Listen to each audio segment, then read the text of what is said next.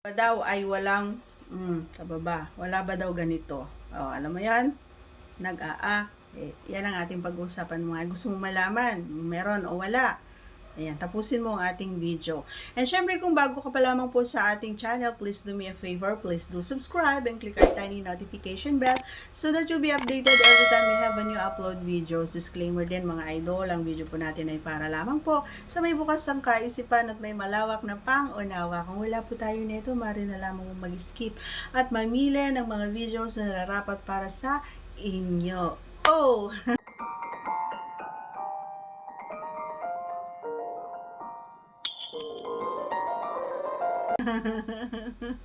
Grabe, no?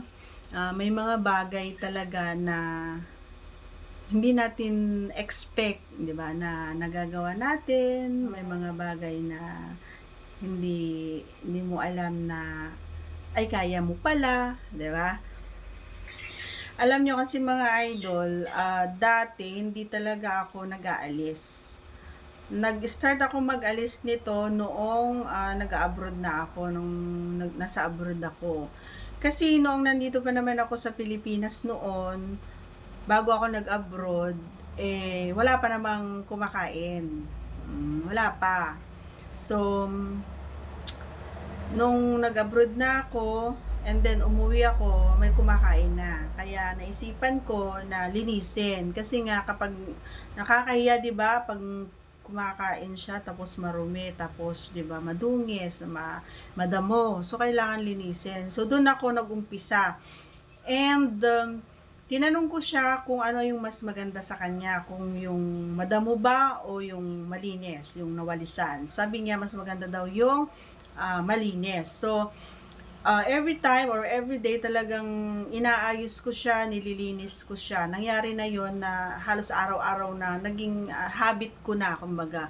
And happy din naman ako kasi nga happy din naman siya doon sa ginawa ko. And hindi ko naman yun gagawin kung hindi siya naging masaya doon sa naging outcome at kung hindi tinanong ko din naman siya.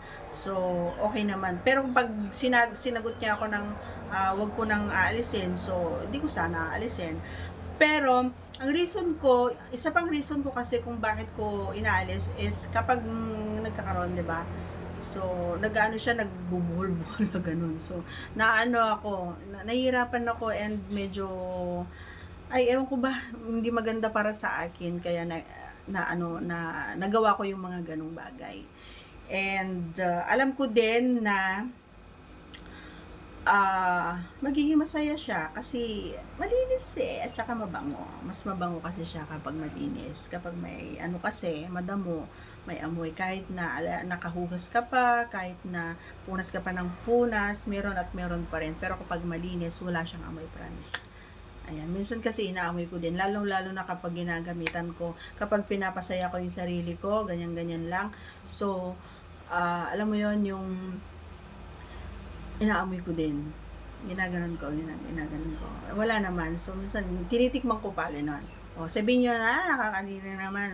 Bala kayo dyan. Basta ako ginagawa ko, sinishare ko lang sa inyo, no? O, ngayon, alam mo na, idol.